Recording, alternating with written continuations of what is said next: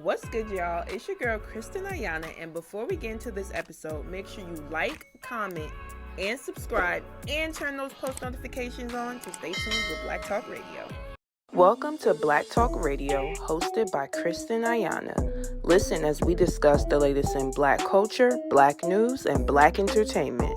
What's good, y'all? It's your girl, Kristen Ayana, and welcome back to another episode of Black Talk Radio, where we discuss the latest in Black culture, news, and entertainment. Now, I am very excited because I have a very special guest with me today. Who do I have in the building? Cheem again. How is it going? Good, man. First of all, so happy to have you here. We've been trying to get this interview situated and scheduled for a hot minute. I know. Glad to be here, though. Thanks. But yeah, it's going to be a great convo. So, for those who may or may not know, can you just tell us, like, where are you from? And, of course, like, what made you get into music? So I'm from the island of Barbados. Big up to 246, the Rihanna Island. The Rihanna Island. So I started off as a DJ. Mm-hmm. I used to be, like, a very popular DJ, like, within the New York, Brooklyn scene, and also, like, you know, the college space. Mm-hmm. And, you know, through, like, the love of, like, DJing, like, I grew a love for music, and I started, you know, dropping kind of stuff on SoundCloud, you know, while I was still DJing. Okay. And those stuff kind of gained, like, popularity. Then I started performing those stuff at the colleges, you know. Mm-hmm. So I would drop little stuff here and there while I was DJing. And then it just so happened that the pandemic happened. And then I dropped the head, shoulders, and toes. And that's when they really, like, took off crazy. And I'm like, you know what? I can drop me DJing and I can do music full time. Wow. Yeah. Were you, like, nervous when you decided, okay, I'm going to drop the DJing and do music full time? And then also, what was it like? Because I remember when that song blew up on TikTok. But, like, what was it like for it to blow up in a time period like that?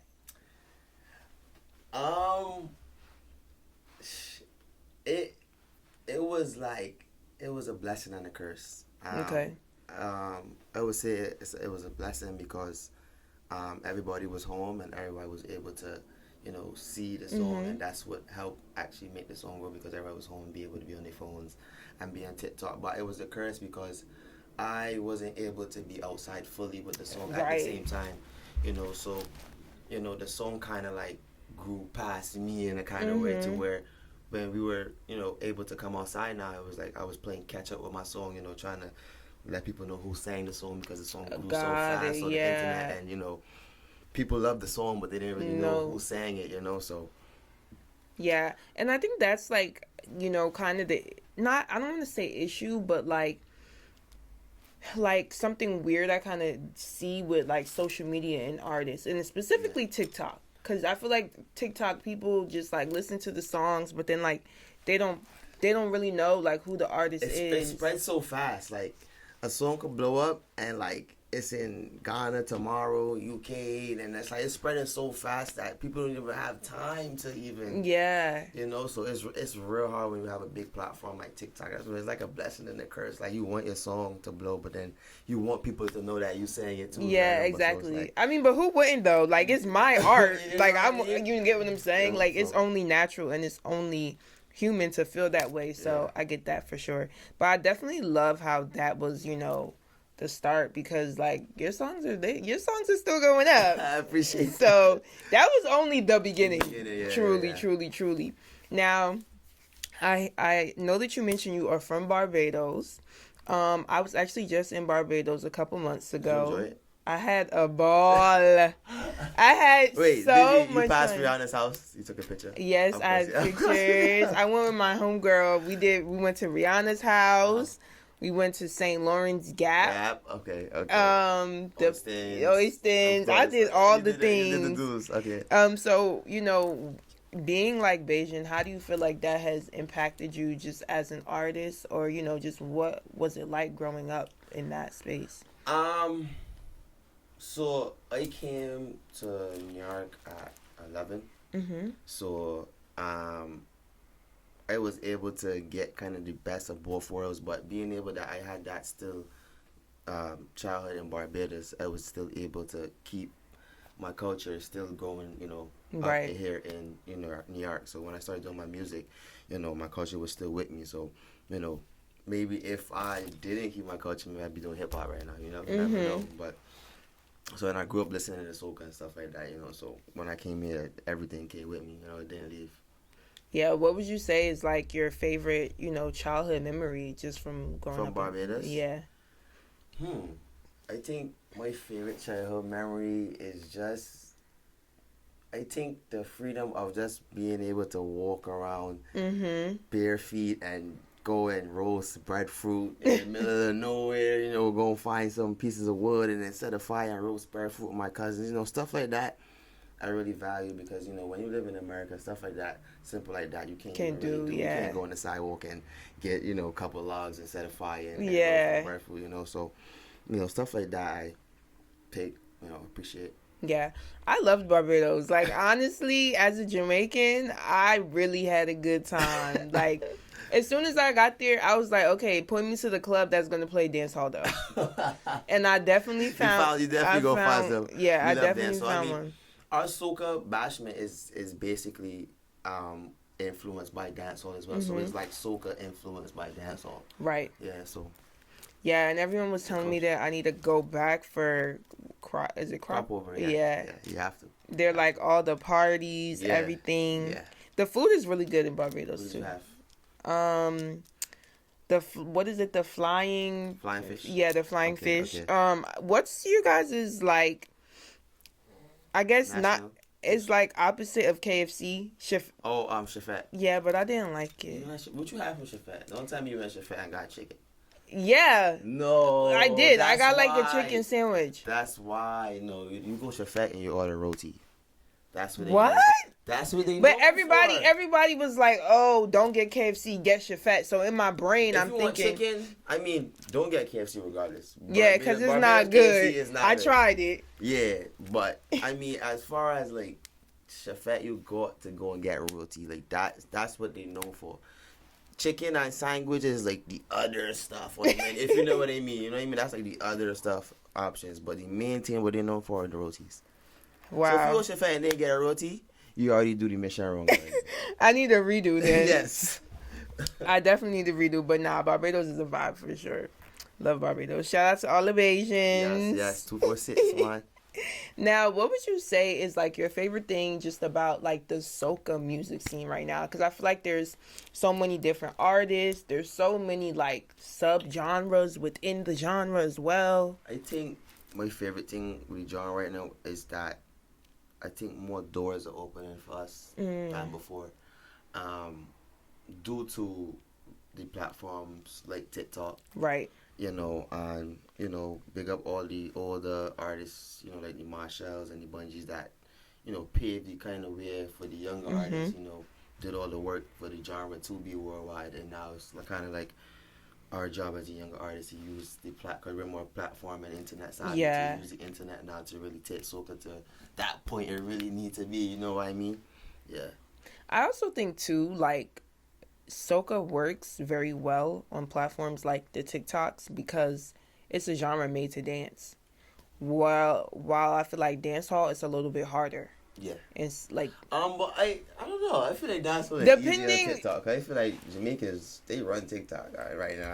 I mean, what can I say? If you mind to hit it, they run TikTok. Anything they put out on TikTok is going to just go. Like Jamaica TikTok is its own world, so I totally get what you mean by that. But I just feel like some of the songs coming out of like dancehall right now, I feel like, especially like the trap dancehall scene, I feel like those can be like harder to. Yeah, I get what you mean. Yeah. Unless they got that fan base already.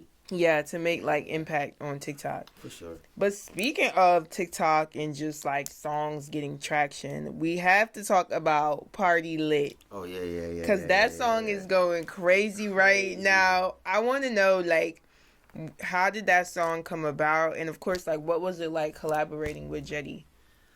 So basically, like, I have a producer named Cali, big up DJ Cali. So, Armani had did like a 20v1 a couple years back, and I had hit my producer Cali, and so Cali like, yo, I'm going to the 20v1.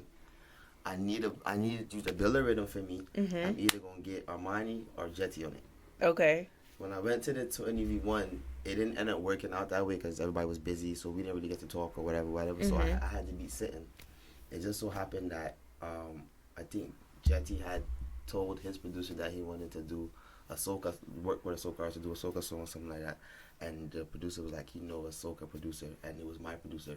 Oh. So when they linked up, my producer played that same beat for Jetty, and Jetty liked it, and he did his thing on it. And when my producer sent it to me, I'm like, oh, for me, and like, oh shit, like, you know what I'm saying, like, and we did the song and we put it out, and it's been going crazy. Yeah, it's been going crazy. You're like literally performing it every week. No, facts. Because I see on Instagram, I'm like, trying to perform it every day. Right, we're gonna manifest every day. You're trying to do it every day. What what is it like just performing that song on stage? Like, to be honest, I would say it feels good because one, I took a little break from music. Took a little year break. Sometimes a lot of stuff get overwhelming and you need to just sit out for a little bit and just, reset. So I had my little reset, and this song actually helped bring me back outside. Cause when you go quiet for a little bit, sometimes people might forget quick because people's attention span is short and internet news every day, So I was really looking for a way to jump back out. I said, if I come back outside, it has to be with a hit. So this actually, So yeah, I mean, it's perfect. It's really this is really the song of the summer in my opinion. So I love that, and I seen that last night you actually performed it. You were at Amazura, and that was the show with what? Kraft, Skang, and Rajawal. Big up Kraft for bringing this out, man. So just tell us about that. Like, how was that show? It was crazy. Like it was like packed out. I didn't even expect to perform, so I went. It's a couple streamers out here from Trinidad. Big up Cholo. I went to his Twitch stream yesterday. He was streaming, and then after the stream, he was like, "What we doing?" And I'm like, "I don't know." So I just started looking on my Instagram, see what's going on. I see Jetty posting this in his story, like Amazura. I'm like, I'm gonna pull up Amazura. So we go in Amazura, and I knew the promoter, and I seen the promoter. He was like, "You performing?" Like, sure. Introduced us to Kraft and stuff, and Jetty was like, "We gonna perform with Kraft." I'm like, "Bet, let's do it." And then Kraft brought us out during his performance, so that was dope. That's fire for sure. Do you ever feel nervous like performing, like especially something like that, like on the spot like that? Nah, because I got over that years ago. So when I was younger, so my first dream was to be an actor. Oh, that's what I wanted to do before. Okay. I wanted to be like a Disney Channel actor. That was my thing. You know what I mean? Stuff like that. So I used to do stage. Like I used to be in plays and stuff. I did like mini Broadway shows, all kinds of stuff when I was younger. So I done got over that stage fright from young and did the DJing and all that. So stuff like that is just like 1, 2, 3, turn on and off for me. You know what I'm saying? Right. It's just like it comes natural. Yeah. It comes natural to you. Now, I have to ask, like, as far as just like performing and just creating music too, is there anything you feel like you need to do before a show to prepare, and is there anything that you feel like you need to do specifically when recording music? Nah, I feel like I the type of artist that I just really just go with the vibe. So like I don't even write neither. So like when it comes to me making music in the studio, I put the beat on and I piece. Whatever comes to my mind, I put it down, and I don't have a story sometimes. I just put it down and piece. Whatever sounds fire to me, because I used to be a DJ, so I have the DJ ear as well. Like what sounds good. Like so, that's smart. I tell myself, if I wouldn't play this, then you know what I mean. So I started piece, and that kind of helped me too with my music. So I love that. Do you miss DJing at all? Yeah, especially when I see DJs that aren't good. I'm like, man, I should be up there. But I definitely miss it because it was my first, my first love, my first taste of popularity, my first everything. You know what I mean? My first taste of traveling. All that. I was going all over college, all over state. So I definitely miss it. I feel like someday later on, when the music start working out, maybe I'll start back DJing when I'm like 60. When you're like 60? Yo, being a DJ at 60-year-old don't sound crazy to you? It don't. It really don't. Does it? I be doing weddings and... He's shaking his head like, absolutely not. I mean, I be doing like weddings and stuff. You know what I mean? I'm like, weddings, that's long. It's Funk Flex. At least like almost there. Let's see. He's almost there. Google is free. Hold on. Funk Flex age. Call him like 55 maybe. He 57. Come on. 57, you sound like you're 35. I don't know. That's a lot. And to be in the clubs with all them people smoking and stuff, that's not good at 60. I mean, it depends on how you take care of yourself too, you know. So, but it's possible. Hey, maybe I might be in the parties at 60. You never know. He said 60 is the new 30. I cannot. So. Oh my goodness, that is hilarious. Now, if you could work with any artist, who would it be? Kartel. You ain't even gonna finish that question. Kartel. Okay, why do you say Kartel? As a Jamaican, of course. That's one of my favorite artists in the world. Like, you know what I'm saying? Like Kartel, like this. I have to do a song with Kartel. It's no other way to answer that. Like, you who don't want to do a song with Kartel, like, right? Especially if you're from the Caribbean, no matter what island. Mm-hmm. And I grew up listening to Kartel, you know, so that's definitely one of my favorite artists. So I definitely have to do a song, and it's possible. The reach is there. Yeah, I might see this clip. Right, I'm gonna put that in the atmosphere. Okay, just for Kartel, you. Cheem. We waiting on it. Nah, I think that would be a fire collab for sure. I definitely could see that. Maybe Party Lit remix. Yo, that would be crazy. Like I could imagine it. I could imagine it in my I'm hearing it a little bit already. Know what I'm saying? You manifesting. Nah, Kartel is definitely like the GOAT, and I even think like just how he put like the Caribbean and dance hall and stuff on the map is like super fire. Yep. Okay, what's your top 5 Vybz Kartel songs? You can't do me that. You can't do me that. You cannot do me that. You can't do me that. That's hard. Are you like your faves right now?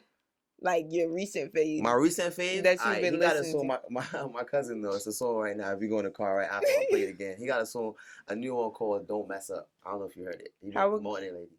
Remember. Oh yes, when he was in the yes, when he made the TikTok. Yes, that's my favorite song right now. Okay. I'm like 5 times in the car coming here. So you know. You know, and I like how he just don't care. Like he's just free. He posts whatever he want. Like I never thought that I would like see the day though that he would be like this TikTok. Active online. Me neither. But he's smart though, and he gets it. Back to our point. And he's smart, and I hope like other people learn from him, because I even had people around me, like friends and stuff, like they thought like they was too cool to get on TikTok, and I didn't want to be on TikTok dancing and stuff. Look at Kartel. Kartel on TikTok. I feel like if you're an artist, you have to push your music. You know, and that's just where it starts and stops. I had a lot of peers that was against it. I said, you better get on TikTok. That's a platform. So I don't think about it. What I'm going to do on TikTok? I ain't a dancer. You don't got to be a dancer. You don't, though. I feel like if you're an artist, even if you put, like, a little video to your song, like... Anything. Something. I'm not a dancer, but I try to figure out ways how I could promote my songs on TikTok still. Look at other people, get inspiration, you know. Yeah, I feel like you got to be out there. Like, the internet is definitely where it's at, for sure. Yeah. Now, my next question for you, who would you say is, like, your top fave soca artists of all time? Like, your top 5? My top 5 soca artists would be, I would say Marshall, Lil Rick, Marshall, Lil Rick. I got Showcast up there. Mm-hmm. You got 2 more spots. That's a good one, boy. I would also throw. I would throw Allison in there. Oh yeah, she's great. Yeah, I'll definitely throw Allison in there, and I would also throw. I'll throw Hey Choppy in there. There's no particular order, but that was my top. Okay, that's a solid list for sure. You know, me being like Jamaican, I don't really feel like I be into soca that much, and I feel like that's so. Why as a Jamaican would I be so against soca? I'm not against it. Now y'all starting to. I'm not against it. It's just like I didn't grow up on it, so it's like Like my mom not playing soca in the house. My dad not playing soca in the house. Okay, but how much music you didn't grow up on that you're listening to now? A lot. You didn't grow up on Afrobeat. But I'll be playing it. Exactly. But it's like, I don't know. Like, you know, I had this conversation with one of my other friends. Like, they're Jamaican too. And they was like, we think like soca could be a little overstimulating sometimes. As a soca artist, it can be there, but there are songs and artists out there that make the kind of R&B-ish kind of soca. But the thing is, it's not in abundance. You know what I'm saying? So it's very few. But I also feel like there's so many subgenres. And it's so much. That's the thing too. And I think it's so much islands trying to keep their culture and like not coming together as one and just saying like we're us all one Caribbean. I mean, because look at what happened with Speed and the stream. Everybody was trying to, our KFC better. We all got KFC. I mean, I feel like Jamaica had the best stream though. Jamaica. For sure. I mean, he said it. Jamaica won Trinidad. I mean, Jamaica. You see, the thing is, like, Jamaica is the most, but it's easy for us. Mainstream island. You know what I mean? Meaning, like, so like, I expected that with Jamaica. I think that's why he saved it for last. You know what I'm saying? I think I expected that. You know what I'm saying? All the other islands are small, like compared to Jamaica too. You know what I'm saying? So, I already knew that was going to be. Yeah, but big up Jamaica, man. But still big up Barbados. We still got Rihanna. Yo, it's actually, y'all do have Rihanna, and it's actually a lot of Jamaicans that live in Barbados. That shocked me. Yeah. When I got there, I was like, wait, hold on. Yeah. You don't have the Bayesian accent. Let's back up. Yeah. I know my people. Yep. So that was a pretty cool like realization for me too, because I've gone to like other islands, like I've been to Aruba and stuff, and I've never really like experienced other Jamaicans there. Yeah, like so much. I think we have one of the best ecosystems in Caribbean when it comes to money and stuff, because we're 2-1. Yeah. So a lot of people had to come over to Barbados to work. Right, exactly. That's what I found out. Yeah. Which makes sense. Shout out to the Asian. Yeah, no, hello. Now, my final question for you. If you could leave like your supporters, people that listen to your music, with one thing to remember about you, what would it be and why?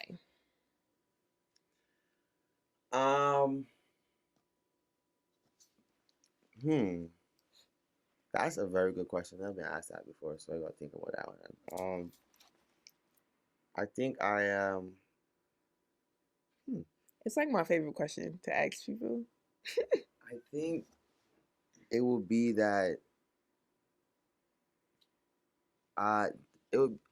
If there's one thing I want to remember, it'd probably be that I'm trying to find the best way to say it. Like I'm giving, like because I'm somebody like I like to, share my platform with others who may not have the same platform as me, because coming up as an artist, I already knew what it was to reach out to bigger artists and they wouldn't reach back or respond. So I kind of, that's kind of my motto as an artist too, to not be that artist, like you're helping the community, artists, so that's kind of something I want people to, remember about me for sure. Okay, I love that. Yeah. That's important, and I think the more artists that we have like helping each other, that will only lead to like better music. Yeah. And growth. I think it's just gonna help the Caribbean in totality. I just think because the outside just look at the Caribbean as one. Right. You know what I'm saying? Like the average American think every Caribbean island is Jamaica. Literally. It's Jamaican. So it's like we gotta find a way to just come together as one and just. You know what I mean? Because that's what they already think, so we might as well. Right. No, I love that. I think that's very, impactful, and I definitely think that's something that every artist should be doing if they can. So I just want to thank you so much for chatting with me. This was a good convo, and of course, we're wishing you nothing but the best. I appreciate it.